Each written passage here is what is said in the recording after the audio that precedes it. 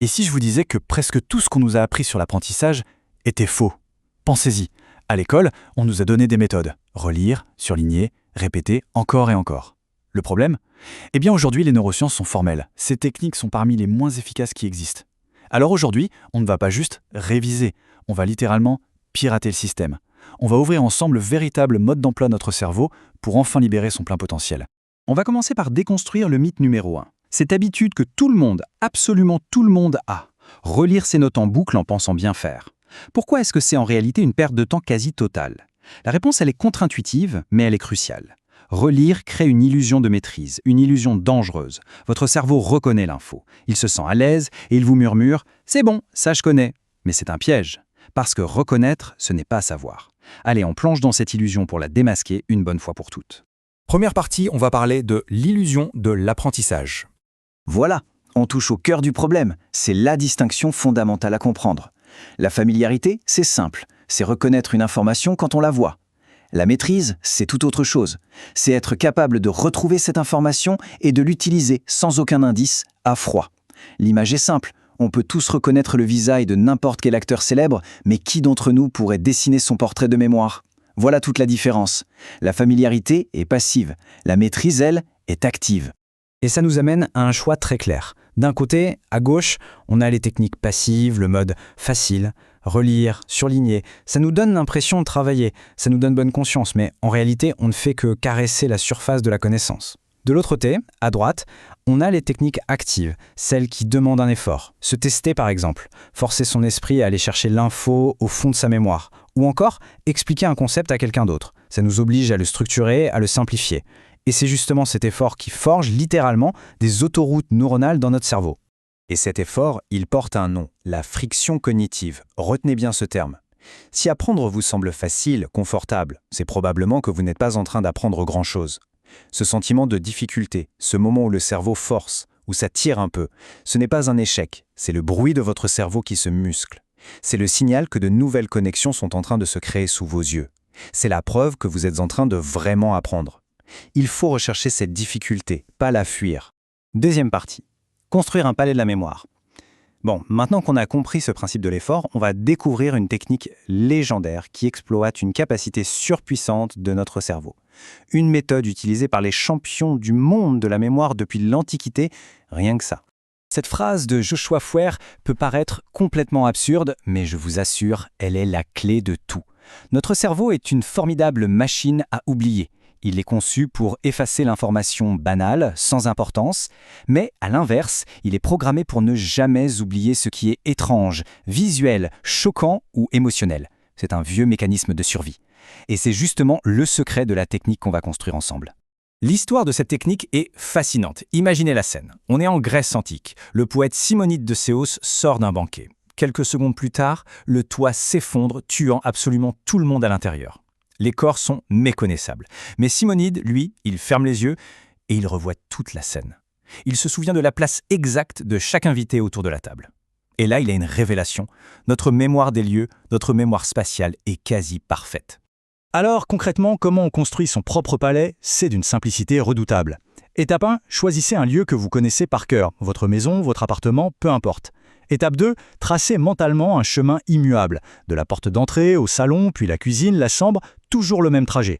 Étape 3, la plus créative, transformez chaque information que vous voulez retenir en une image mentale complètement folle, vivide, mémorable. Plus c'est absurde, mieux ça marche. Et enfin, étape 4, posez mentalement cette image à un endroit précis de votre chemin. Pour vous souvenir, il suffira de refaire la promenade dans votre tête, c'est aussi simple que ça. Et la raison pour laquelle ça fonctionne si bien, c'est ce qu'on appelle le paradoxe Baker-Baker.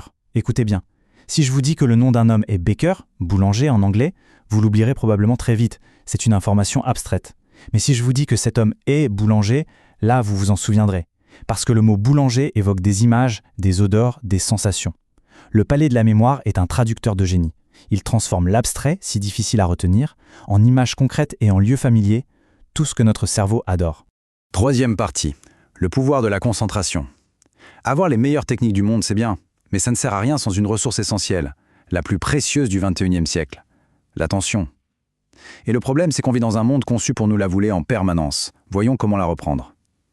D'ailleurs, si cette analyse vous est utile jusqu'ici, montrez votre soutien avec un like. C'est simple et ça aide vraiment la chaîne à se développer. Premier point, une vérité qui dérange, le multitâche, ça n'existe pas, c'est un mythe. Notre cerveau est biologiquement incapable de se concentrer sur 2 tâches exigeantes en même temps. Ce qu'on appelle multitâche, c'est en réalité un basculement frénétique et complètement épuisant de notre attention d'une chose à l'autre. Le coût de cette gymnastique, une perte d'efficacité d'environ 50% et une augmentation massive du risque d'erreur. Faire une seule chose à la fois, ce n'est pas une option, c'est la seule façon d'être vraiment performant.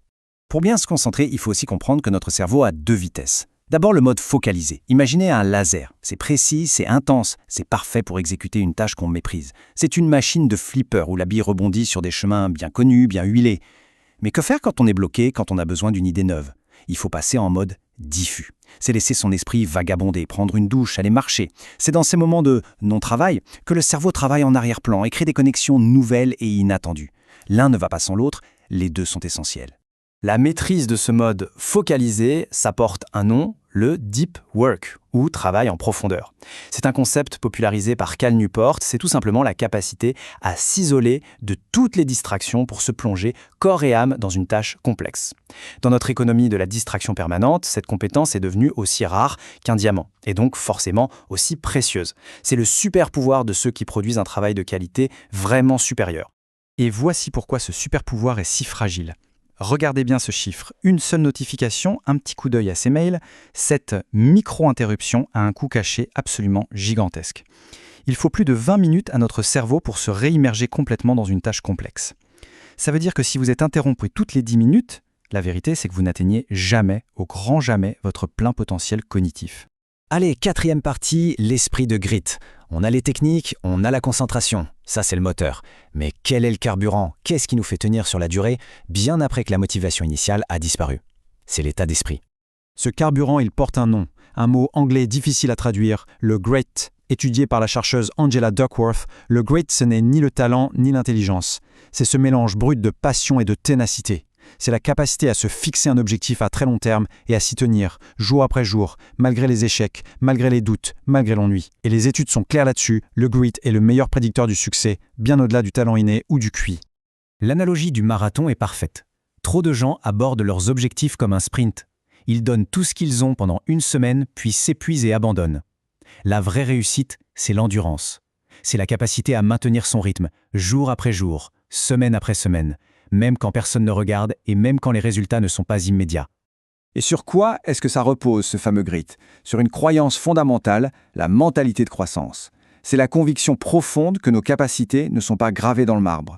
Quelqu'un qui a une mentalité de croissance voit un échec non pas comme une preuve de son incompétence, mais comme une simple opportunité d'apprendre. Il voit la friction cognitive dont on a parlé tout à l'heure non pas comme un mur, mais comme un escalier. Et c'est cette mentalité qui donne la force de persévérer, encore et encore. Au final, on doit se demander pourquoi faire tout ça?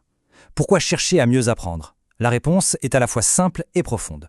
Comme le dit Joshua Foer, nos vies sont la somme de nos souvenirs. Apprendre à apprendre, ce n'est pas juste une question d'efficacité ou de productivité. C'est apprendre à construire une vie plus riche, plus intense et au final, plus mémorable. La vraie question, ce n'est donc pas de savoir comment apprendre, c'est comment allez-vous vous souvenir de mettre tout ça en pratique dès demain matin. Les outils sont là, sur la table.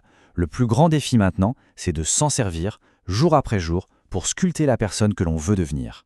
Si cette analyse vous a donné des outils concrets, alors la meilleure chose à faire est de vous abonner pour ne pas rater les prochaines. Le mode d'emploi est entre vos mains, maintenant, c'est à vous de tourner les pages. Et dites-moi dans les commentaires quelle est la technique qui vous semble la plus puissante pour vous, j'ai hâte de vous lire.